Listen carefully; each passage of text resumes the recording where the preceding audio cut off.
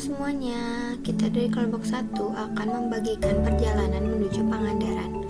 Hari ini juga kita akan mengunjungi home industri batik khas Pangandaran dan melihat langsung proses pembuatannya. Tonton sampai habis ya.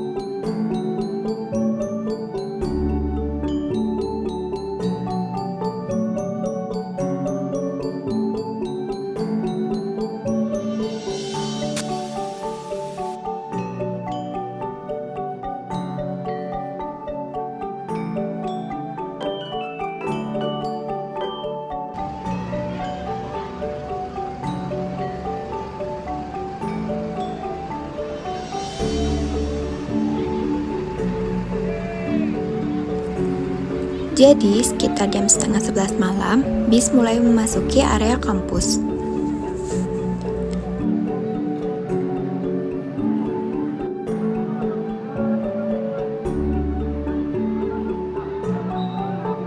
Bisnya nyaman, mereka juga menyediakan bantal leher dan juga selimut.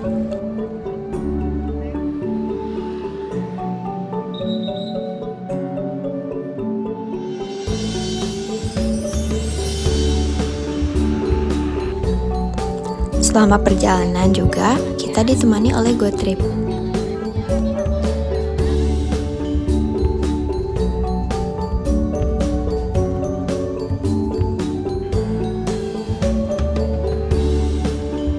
Sekitar jam 6 pagi, kita mampir untuk sarapan di restoran Pringsewu Pangandaran.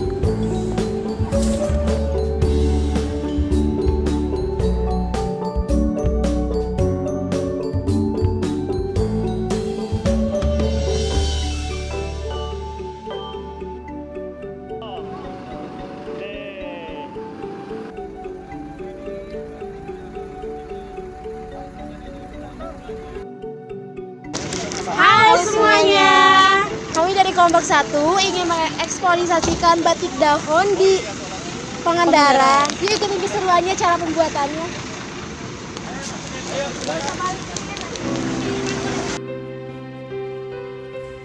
Selamat datang di Batik Dahon, tempat di mana seni dan budaya terpadu dalam keindahan.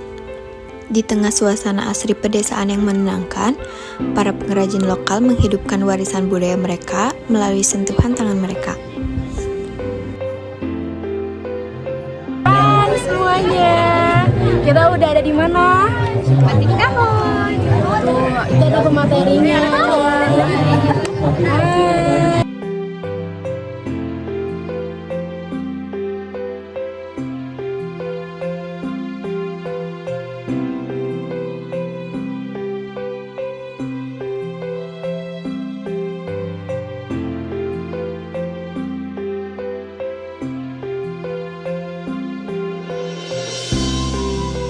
Di sini, batik bukan sekedar kain, tapi cerita.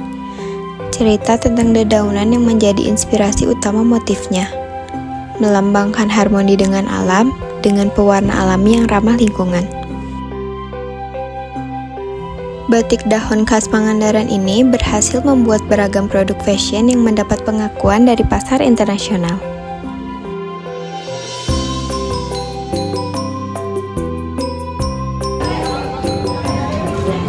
Selamat siang Pak. Terima kasih sudah bersedia untuk diwawancarai. Apa saja sih Pak produk yang dihasilkan oleh pabrik batik dahon itu? Jadi dari produksi batik daun itu sendiri itu ada, kita menjual banyak kain, memproduksi kain, ada juga yang udah jadi seperti pakaian, tas, ikat kepala seperti ini, terus topi juga ada, tote bag, sama pouch itu juga ada, termasuk sepatu yang dari kulit juga atau dengan bahan kampas itu kita sudah ada. Teteh, boleh tahu namanya siapa? Perkenalkan, nama saya Ami dari Company Batik Dahon Pangandaran. Teteh kok ini panitianya ya? Iya.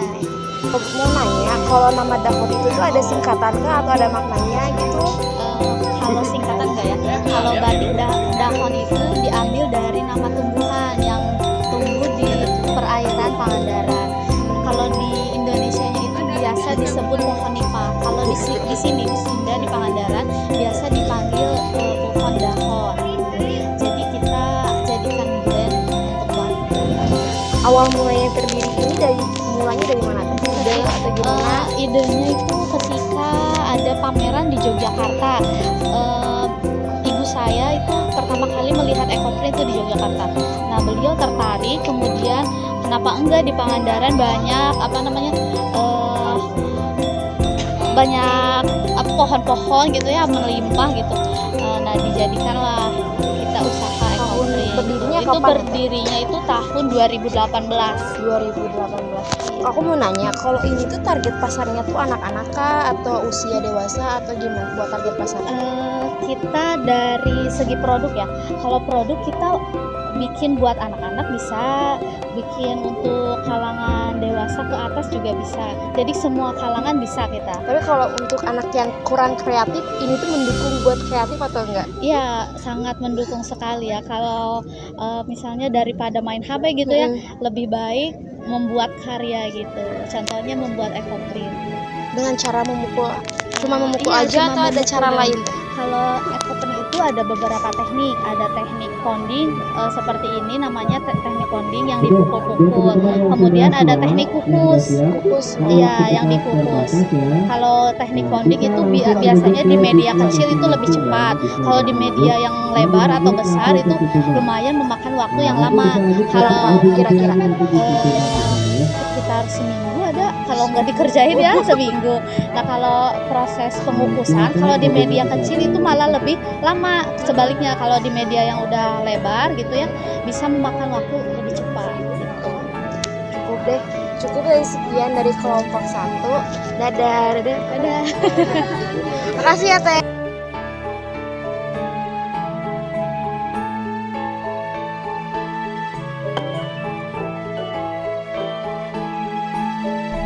Pertama-tama, kami diberitahu terlebih dahulu tentang teknik cetak ekoprint.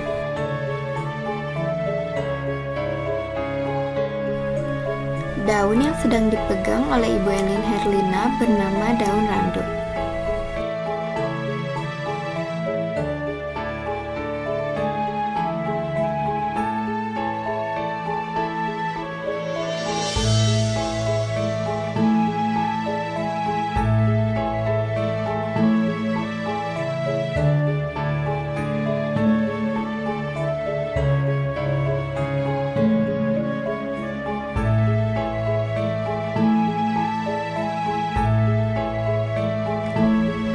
Setelah melihat contoh tadi, kami pergi untuk ke tempat pencetakan tote bag.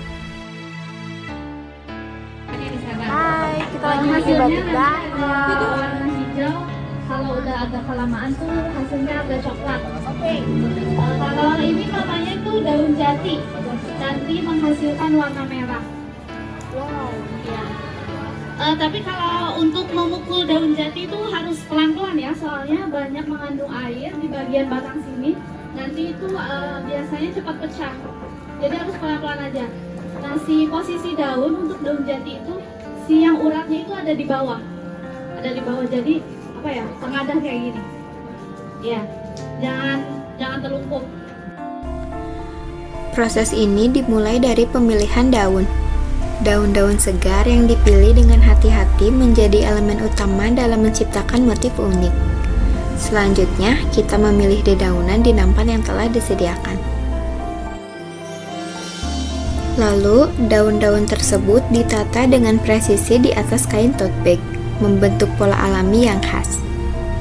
Setelah tertata, daun-daun ini dipukul perlahan menggunakan alat khusus.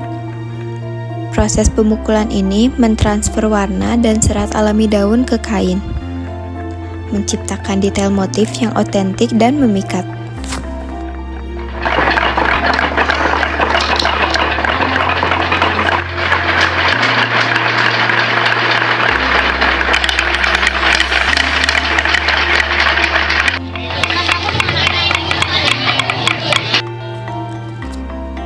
Setelah motif berhasil terbentuk, daun yang menempel dengan hati-hati dikelupas dan menyisakan jejak pola yang indah.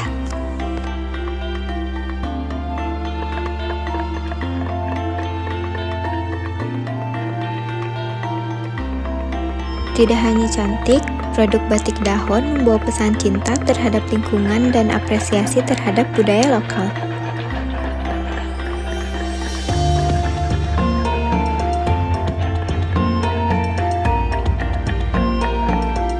Setelah semua motif yang diinginkan terbentuk, tote bag direndam dalam air tawas selama 15 menit. Proses ini membantu mengunci warna alami dari daun, sekaligus memberikan sentuhan akhir yang halus pada kain.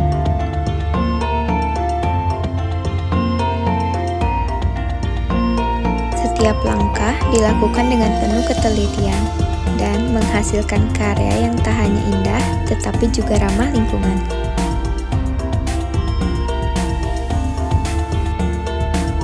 Hai semuanya, ini hasil dari kelompok kami. Coba tunjukin teman-teman. Hasil kreatif masing-masing ya. Ya, ini hasil dari proses yang tadi. Bye-bye. Kunjungan hari ini sangat menginspirasi. Batik bukan hanya sekedar kain, tapi warisan budaya yang luar biasa.